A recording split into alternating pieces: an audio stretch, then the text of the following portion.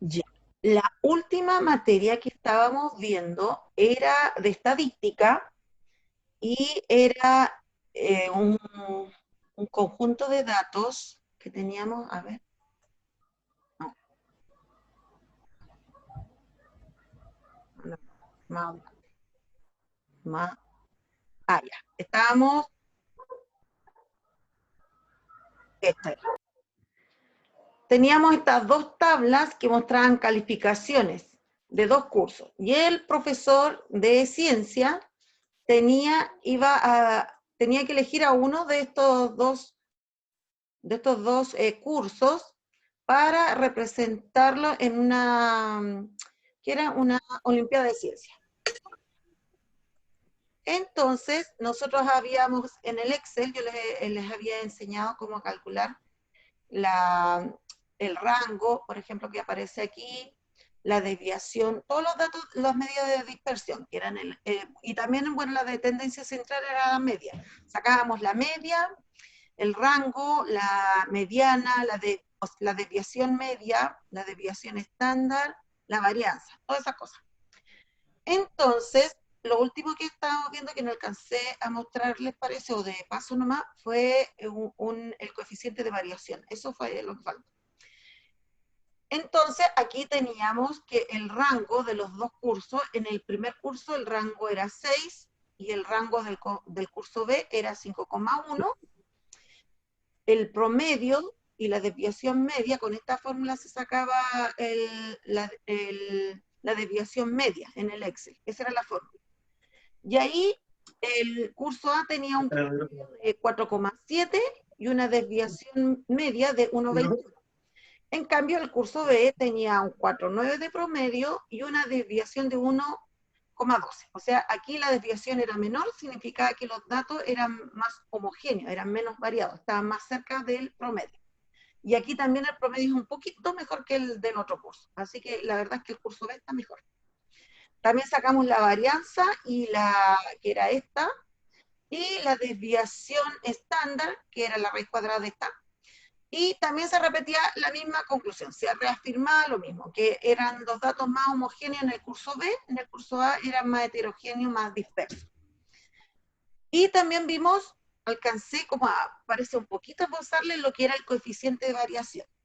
El coeficiente de variación es un cociente que se saca entre la desviación estándar y el promedio, el valor absoluto del promedio. El valor absoluto porque no se considera signo, o sea, si el promedio da negativo, se toma igual el valor en positivo. Entonces, esta división, ¿qué era lo que permitía? Y al multiplicarlo por 100, permitía calcular un porcentaje que indicaba qué tan homogéneo eran los conjuntos de datos de cada curso, pero ahí lo que tenía positivo es que podían tener distintas unidades de medida. Por ejemplo, en un curso podía ser todas las medidas, supongamos que son estaturas. Podía ser que todas las estaturas estuvieran dadas en centímetros y en la otra estuvieran dadas en metros. Pero al calcular este coeficiente de variación, se podía así comparar, porque ambos quedaban expresados en porcentaje. Y ahí yo les expliqué cómo se hacía con los datos, que por ejemplo para el curso A, como aquí dice, se divide, se pone una división de, eh, para sacar el coeficiente de variación, perdón, de la desviación estándar, que también tampoco anoche, de la desviación estándar con la media aritmética, con el promedio. Entonces aquí la desviación estándar era 1,49 y el promedio era 4,7 y se dividía, y esto se multiplicaba por 100 y daba 31,9. En el caso del curso B, su desviación estándar, ¿dónde está? Aquí está. La desviación estándar era 1,12, el promedio 4,9, se dividía, se multiplicaba por 100 y da 27,88. Mientras más pequeño es el valor, significa de porcentaje, significa datos más homogéneos. Pero también había una fórmula, o sea, decía, en Excel se puede crear la función. Esta se las creé yo en el Excel, no viene en el Excel, pero es fácil porque uno dice, bueno, tiene que ir multiplicada por 100, yo le puse al principio del 100 y no al final, porque si no había que poner otro paréntesis. Entonces, para evitar eso, yo estaba ingresando el Felipe y se me fue. No sé dónde quedó. Ya, ahí supongo que aparecerá de nuevo. Entonces decía, desviación P significaba la desviación, es P, significaba desviación estándar. Aquí se pone el rango de los valores que voy a elegir. Ahí está el Felipe de nuevo. Y ab significa valor absoluto, significa estas barritas para sacar. Y aquí el promedio, que es la media. ¿Se fijan? Yo tenía los valores que los guardé de lo que yo les había sacado la otra vez, los valores que obtuvimos, que eran estos, ¿ven? Estos de acá, que habíamos sacado el promedio, el rango, la varianza, la desviación estándar, la desviación media de cada una de estas calificaciones. Entonces, vamos a sacar ahora entonces el coeficiente de variación. Vamos a ver cuánto sale con la fórmula inventada. Espero que me resulte. Según yo, está buena la fórmula que inventé. Pero no es lo que escribí. Ya, coeficiente de variación. A ver si... A ver... Profe, Dime. ahora que nos está explicando, profe, el Ángel está aquí conmigo, estamos los de aquí en la clase para que lo ponga presente, porfa. Ah, ya, ya. Mira, Uy, dile algo para que me crea. Hola, profe. Hola.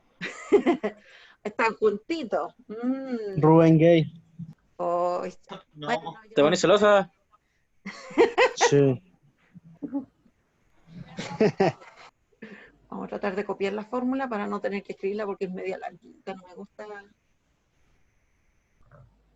A ver, copiar. La voy a poner.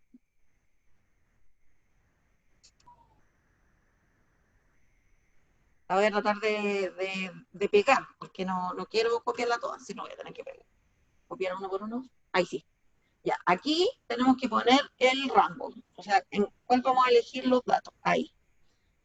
Y aquí en el promedio me faltó el paréntesis, pero se lo pongo al tiro. Volvemos a elegir el mismo rango. Sí, le faltó el paréntesis, eso está arreglado. Y dio 31, ¿ven? Dio lo mismo que dio al hacerlo sin usar la fórmula del Excel, pues haciéndolo con las fórmulas, pero reemplazando los valores. Y esta uno la puede llegar y al tiro copiar, le voy a poner un marquito porque si no, soy de esas personas perfeccionistas que no soportan esos cambios. Voy a ver si puedo copiar las dos cosas juntas.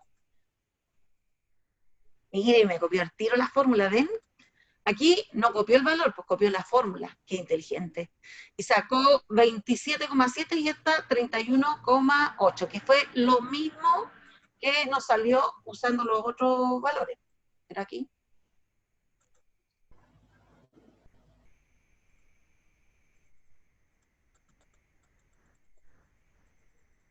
Todo no.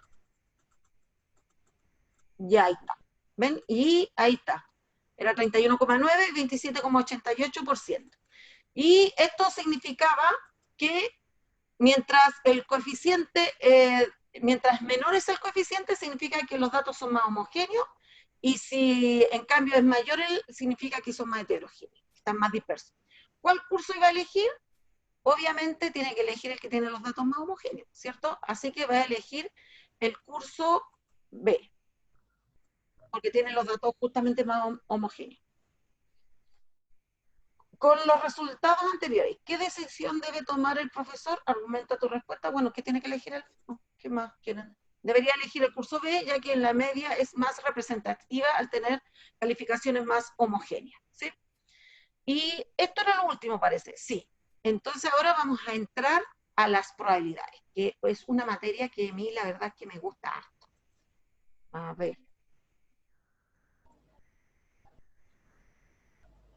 No era eso. Eso.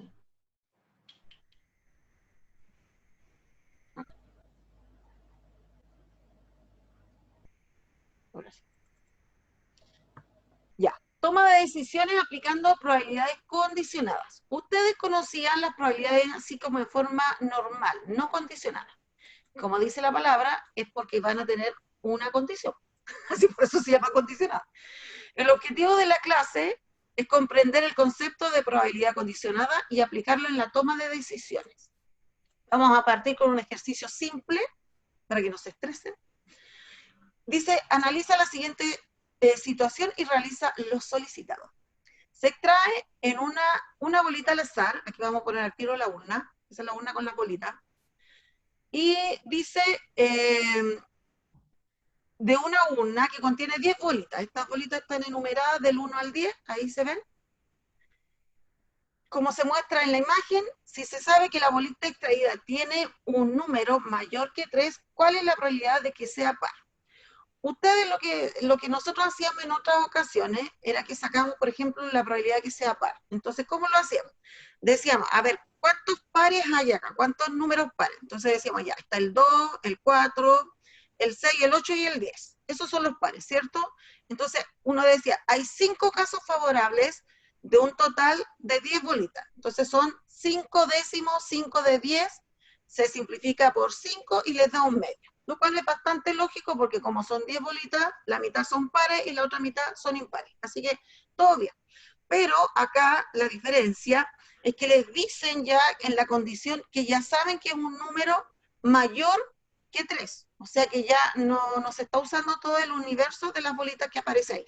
Ahí ya les están poniendo la condición. Entonces, ¿cómo se saca la probabilidad en esas situaciones? Eso es lo que les vamos a ver ahora. Primero lo vamos a hacer así, vamos a considerar 2 sucesos. El suceso A va a ser extraer una bolita con un número mayor que 3. Y el suceso B va a ser extraer una bolita con un número par. Ya. Vamos a observar el diagrama de Venn. El diagrama de Venn son estos que son como con circulitos, así, ¿ven? Y aquí este va a ser el conjunto A y este el conjunto B. Vamos a poner aquí los elementos de cada uno de estos conjuntos.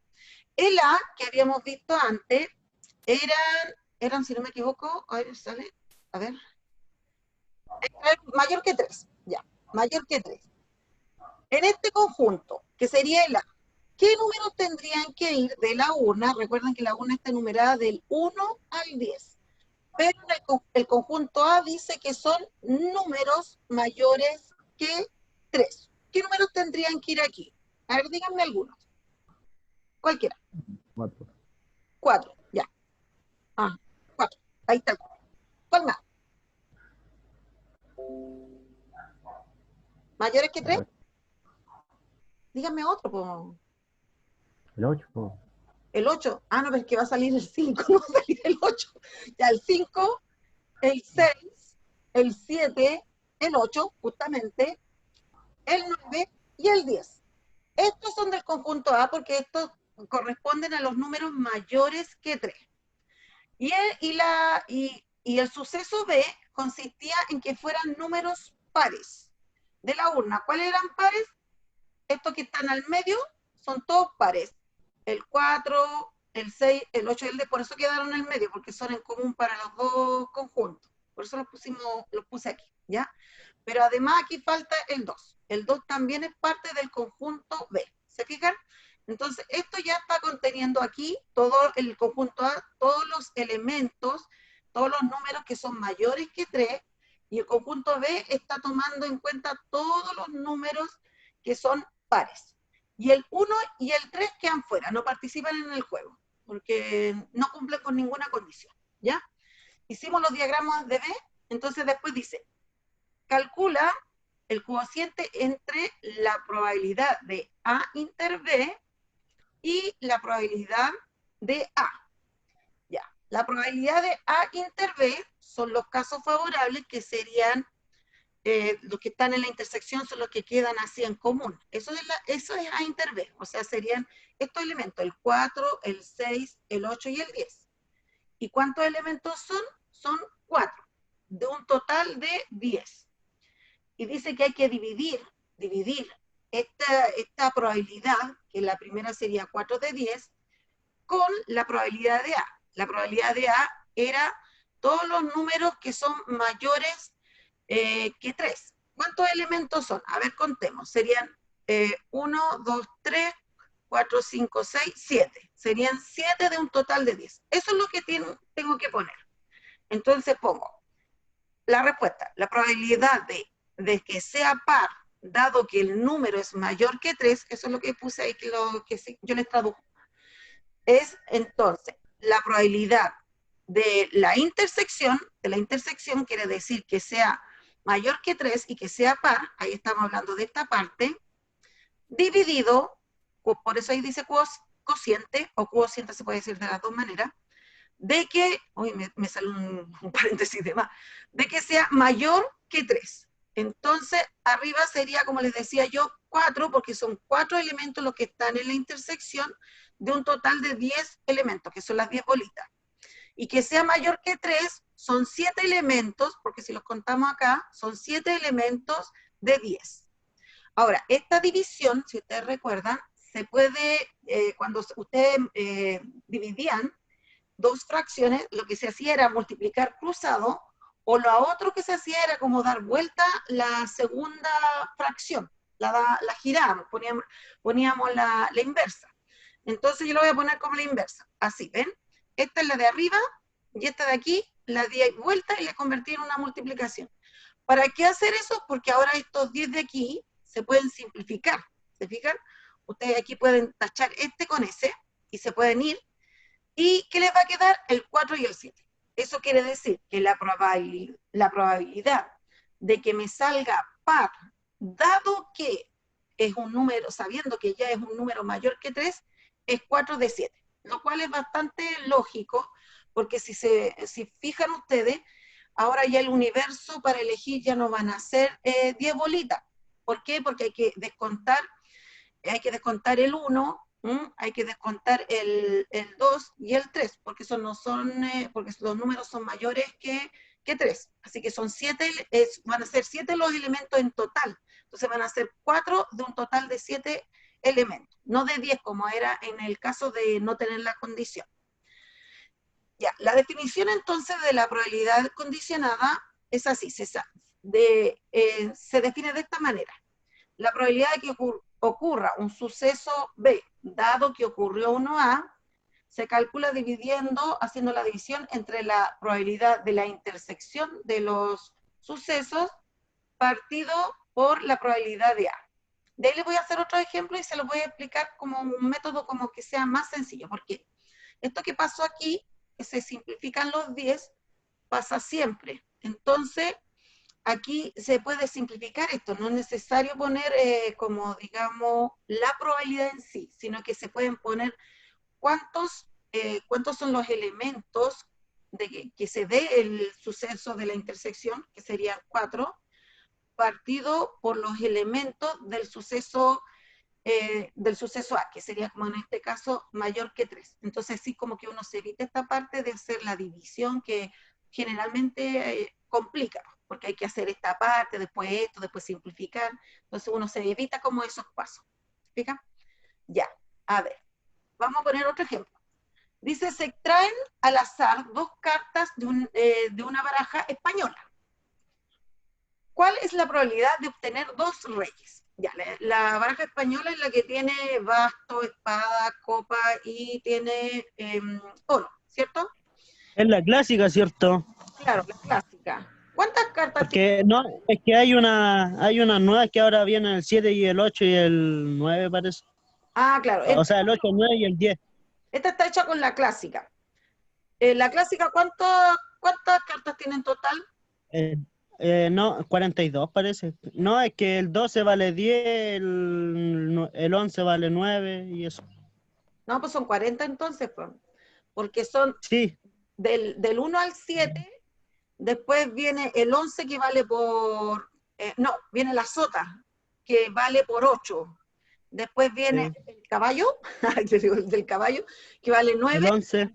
Y el 11 y el 12 que vale 10. Es como raro eso, ¿no? Porque ¿qué tienen 12 y vale 10? ¿Por qué no le pusieron al tiro el número que correspondía? ¿No les parece así como que raro? ¿Para qué le pusieron así? Que son españolas. Sí, debe ser de los gallegos, yo creo. Ya, entonces, vamos a observar los siguientes diagramas. Vamos a analizar 2 casos, que también están relacionados con la probabilidad condicionada. Pero de ahí les voy a ir como explicando el porqué. El primer caso es que dice extracción con reposición. ¿A qué se refiere?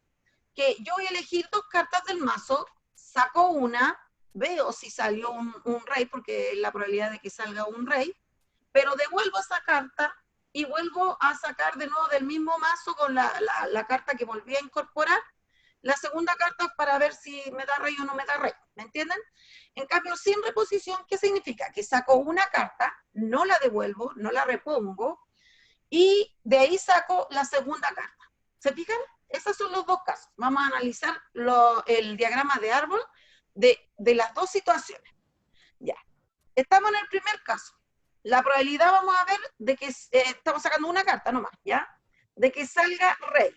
Y la otra es la probabilidad de que no sea rey. Estamos suponiendo, bueno, no es que supongamos, es una baraja normal, digamos, la clásica, la tradicional, así que tiene 40 cartas.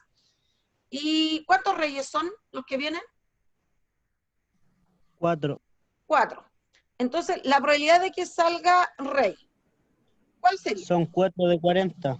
Exacto, serían 4 de 40. Y de que no sea rey, ¿cuánto sería? 36 de 40. Exacto, muy bien, 36 de 40, bien. Ya, si me salió en la primera rey, ya, yo después devuelvo la carta y voy a sacar la segunda probabilidad de que me salga rey o no rey, la segunda carta, a eso se refiere. ¿Cuál sería la probabilidad aquí de que me salga rey? En la segunda mano, en la segunda sacada. ¿Mm? ¿Cuál sería? 3 de 36. Estoy devolviendo la carta. 3 de 36. No, porque la estoy devolviendo. Saqué la carta, No sé. y me salió rey, pero la devolví. Así que sigo teniendo mi mazo igual como al principio. No ha cambiado en nada. ¿Por qué? Porque aunque yo haya sacado un rey en la primera, sucede que yo al devolver la carta estoy teniendo el naipe igual como lo tenía al principio, ¿me entienden? Así que aquí la probabilidad de que sea rey no disminuye, digamos, no varía. ¿Cuál sería entonces? Esta misma. 4 de 40. Exacto. Sería 4 de 40. ¿Por qué? Porque estoy reponiendo mi carta. Entonces no estoy haciendo que varíe este mazo. Este mazo sigue siendo el mismo. ¿Y cuál sería la probabilidad de no rey? 36 de 40. Exacto, justamente. ¿Sí? Y acá va a pasar lo mismo. ¿Por qué? Porque estoy con el mismo mazo, así que la probabilidad aquí de que salga rey también va a ser 4 de 40, ¿se fijan? Y va a ser 36 de 40. ¿Se fijan? ¿Por qué? Porque estamos reponiendo la carta, porque la estamos devolviendo, entonces el mazo en sí no está sufriendo ningún cambio. Pero en el caso de que es sin reposición, o sea, me guardo la carta, no la devuelvo, no por ningún concepto, ahí las probabilidades cambian. Ya. En el primer caso tenemos el naipe normal, con mis 40 cartas. Así que, ¿cuál sería la probabilidad de que salga rey ahí, en esa situación? 4 de 40. 4 de 40 y 36 de 40, ¿cierto? Ya. Ahora, para la Sí. segunda, ya sabemos, porque estamos en la situación de que sabemos que nos salió rey en la primera. Aquí salió rey en esta, aquí salió rey, entonces aquí va a cambiar, va a disminuir el naipe. Así que, ¿cuál sería ahí la probabilidad de que salga rey? A ver, piensen, chiquillos. 3 de 36. ¿O no? 3, sí, este está bien, el 36 no. ¿Cuántas serían las cartas en total? 40. No habrían 39. Sí, ahí sí. Serían 3, porque como ya saqué un rey, ya no me van a quedar 4 reyes, hoy voy a tener uno menos, así que van a ser 3. De un total de 39 cartas. ¿Por qué? Porque sacamos una carta, así que ya no son 40 cartas, así que va a ser 3 de 39. ¿Se fijan? Y que no sea rey. ¿Cuántos serían? 36 de algo así, no sé. ¿36 de cuántas? 35. 35 de 39. Pero las cartas que no son rey no las hemos tocado. La carta que sacamos aquí al principio era un rey. Ah, Entonces las que no son rey están todas están las 36, ¿me entienden? Porque yo la que saqué fue un rey, así que sigo teniendo 36 cartas que no son reyes, digamos, ¿me entienden? Así que ahí sí sería 36, pero ¿de cuántas? De 39. Exacto. Ahí sería 36 de 39. Repito, ¿por qué? Porque aquí el 36 indica las cartas que no son reyes. Y como yo saqué un rey, las que no son reyes no se alteraron, no cambiaron. Cambiaron los reyes nomás. Los reyes disminuyeron en 1, pero las cartas no reyes siguieron quedando las 36. Pero abajo ya no puedo poner 40 porque sigue siendo que el mazo en sí ya no es 40, sino que le falta una carta y tiene una menos. ¿Ya? Ya, ahora esta de abajo. Aquí no es tan fácil, pues la de otra era más fácil, era repetir nomás. Acá había que pensar un poquitito más. Ya. Ya sé que aquí, en este caso, estoy en el supuesto que ya sé que no me salió un rey en la primera sacada, extraída. Así que cuando saque la segunda carta y en esta que me va a salir rey, ¿cuál sería la probabilidad? Siempre tienen que pensar, ¿cuántos reyes habrían si aquí en la primera yo no saqué rey? 4. Habrían 4, ¿sí? De un total de 39. 4. 4 de ¿cuánto? 39. De 4. 4 de 39. ¿Por qué? Porque en este caso, como De dice que en la primera mano no salió rey, salió una carta que no es rey, los reyes siguen habiendo 4 en el mazo, pero de un total de 39 porque ya no hay 30, pues si sacamos una carta. Ya, y en esta, en la de abajo, a ver aquí, la primera me salió no rey, y en la segunda la probabilidad que también no me salga rey. 438. A ver, veamos. Pensemos, siempre hay que pensar, ¿cuántos no reyes voy a tener? 25. Tendríamos 35, ¿sí? Porque ya sabemos, estamos en el supuesto de que la primera carta que sacamos era no rey. Así que tenemos un no rey menos, digamos. Eran 36, quedan 35, sí. 35 de un total, ¿cuántas serían las cartas que quedarían en esta mano? Si sacamos una en la anterior. Porque sacamos una nomás, no hemos sacado. 39. Serían entonces 35 de 39. ¿Se fijan? Ya. Ahí, ¿Cómo? ¿38? ensalada de probabilidades es entretenido. Hace pensar. Las neuronas. ¿Me entendieron o no? Si no, lo podemos Sí, revisar. algo. ¿Algo? Ya. Ya. Ya. De acuerdo. Dice, ¿en qué caso obtener rey en la primera extracción condiciona el resultado de obtener rey en la segunda extracción? O sea, ¿en qué caso va a cambiar mi probabilidad de sacar rey en la segunda extracción? ¿En cuál de estos dos casos? ¿Con reposición o sin reposición? ¿En cuál de estos dos casos va a cambiar la probabilidad de sacar rey en la segunda mano debido a que la extracción de la primera carta me cambia, me modifica esa probabilidad? ¿En cuál?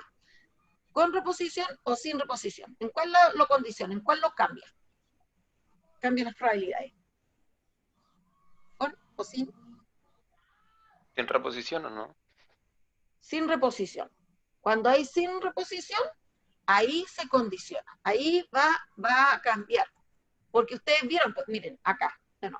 Aquí, por ejemplo, el que aquí haya salido rey o aquí haya salido no rey, no cambia en absolutamente nada las probabilidades de rey o no rey en la segunda extracción.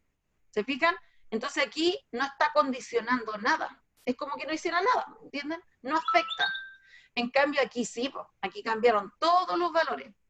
¿Por qué? Porque aquí sin reposición cambia la cantidad total de cartas y cambia también la cantidad de número de reyes o de no reyes, dependiendo de lo que me haya salido al principio. ¿Se fijan? Entonces, la respuesta aquí lo condiciona en la extracción sin reposición, ahí sí que lo condiciona porque lo cambia, y no lo condiciona en la extracción con reposición, porque ahí no lo cambia. A eso se refiere. Ya. La letra C. ¿Cuál es la probabilidad de obtener 2 reyes de la baraja española al extraer 2 cartas sin reposición? Y al extraerlas con reposición. Calculemos. Ya, sin reposición. La probabilidad de extraer 2 reyes de la baraja. Aquí se usa la regla del producto, en que tienen que sacar la probabilidad de la primera situación y la segunda y multiplicarla. Entonces, retrocedamos. 2 reyes de baraja española al extraer 2 cartas sin reposición. Sin reposición. Ya, la probabilidad de extraer rey en la primera sería esta, 4 de 40. Y la probabilidad de extraer rey en la segunda, ¿cuánto sería? La probabilidad de sacar rey en la primera sería este dato, 4 de 40. Y en esta, ¿cuál sería la probabilidad de sacar rey en la segunda carta? ¿Cuál de estas dos? 3 de 39. Esta es la probabilidad. 3 de 39. En la primera saco rey. Como dice que saco de 2 reyes, esta es la probabilidad sin reposición. La primera, 4 de 40, y en la segunda, 3 de 39. ¿Se fijan? Esas son las que hay que acordarse que esas son las que tenemos que poner. Ya, entonces, en la primera, sin reposición, sería 4 de 40 y 3 de 39. Aquí estas se pueden simplificar, siempre es bueno simplificarlas antes, para que no le salga tremenda multiplicación. Aquí se podía por 4, el 4 en el 4 cabe 1 y el 4 en el 40 es 10. Y acá el 3 en el 3 es 1 y el 3 en el 39 son 13. Y ahora lo multiplicamos para el lado y da 1 de 130. ¿Ya? Cualquier probabilidad. Van a ganar tiro. Ya, devolvámonos, porque ahora vamos a ver el caso de extraer con reposición, ¿ya? Con reposición, sacar rey con reposición, sería aquí 4 de 40, ¿cierto? En la primera, y en la segunda, ¿cuánto sería? Estamos en el caso de con reposición, estamos aquí. La misma. ¿Cuánto sería? La misma. Sacar un rey. Sí, sería 4 de 40 las 2 veces. Ya. Rapidito. Quizás debería haberlo expuesto para no retroceder tanto. Ya, esta era la que nos dio esa. Entonces aquí, con reposición, lo puse aquí abajo. No sabía si lo había puesto al lado. Sería 4 de 40 y 4 de 40, porque con reposición no cambia la probabilidad, se sigue manteniendo la misma. Simplificamos y nos va a dar igual un décimo coma ahí, un décimo por un décimo. Y aquí sería 1 partido por 100. ¿Cuál de estos dos números es mayor, chiquillos? ¿El 1 partido por 130 o el 1 partido por 100? ¿Cuál es mayor? 1 partido por 100. Exacto, ese es mayor. Quiere decir que aquí hay una mayor probabilidad de sacar 2 reyes, lo cual es bastante lógico, ¿cierto? Porque vas a tener 4 opciones, en cambio en esta vas a tener una opción menos, porque se supone que ya te salió un rey, entonces tienes menos entre qué elegir. Aunque igual es bien escasa la probabilidad, porque si ustedes dividen esto, es súper poca la probabilidad de sacar la carta. Ya. 2 sucesos A y B son independientes si la realización de A no condiciona la realización de B. ¿Ya? Eso es cuando es con reposición. Cuando es con reposición, son sucesos independientes. ¿Se fijan? Entonces ahí la probabilidad de la intersección, así de las dos cosas, que se den las dos cosas, es la multiplicación de ambas. En cambio, cuando son dependientes, se da esta probabilidad condicionada, entonces, que es la probabilidad del primer caso, pero después la segunda es la que cambia, que sería en el ejemplo anterior, serían los 3 de 39. Porque en esta, por ejemplo, que son sucesos independientes, como que se multiplica cada probabilidad por separado. En cambio, en esta, la probabilidad del primer suceso queda normal, digamos, pero ya la del segundo va a cambiar, pues, entonces queda condicionada. Por eso es que se pone así como la probabilidad condicionada. Este es en el segundo, en el caso en que es sin reposición, y en cambio en esta es con reposición. Aquí son dependientes los sucesos, uno afecta al otro, y en cambio acá no se están afectando. ¿Se fijan? Considera las extracciones sin reposición y con reposición. ¿En qué caso los sucesos son siempre dependientes y en cuáles son siempre independientes? Es lo que les dije recién. Les di la respuesta al tiro. Si sin reposición son siempre dependientes. Cuando no se repone va a afectar en la probabilidad de que va a salir la segunda carta. En cambio, con reposición son siempre independientes porque al devolverlo están en la misma condición que estaban inicialmente. ¿Se fijan? Ya, a ver. Viene otro ejemplo. Este es del deporte. Este no lo vamos a alcanzar a ver completo. La siguiente tabla de contingencia muestra la cantidad de participantes en una corrida de cierta localidad según las siguientes categorías. Aquí está la gente, hay niños, ¿ven? Hay adultos mayores, hay jóvenes, adultos nomás. Entonces aquí tenemos masculino, femenino, total, adultos, adolescentes, adultos, ahí me pusieron a los niñitos, ya, adolescente, adulto y señor. Ay, señor. Esto yo no sabía que se escribía así, ¿eh? Uno aprende cada día algo distinto. Y aquí significa que hay 25 de hombres adolescentes que están corriendo, hay 15 mujeres, en total 40. Adultos hay 125 que son hombres, 70 mujeres. Hoy son más atléticos los hombres, parece aquí en esta edad que las mujeres. Hay menos Son mujeres. mejores, por eso. Sí, somos más flojas las mujeres. Pero miren, los viejitos es al revés. Ya uno se empieza a cuidar después con la edad, yo creo.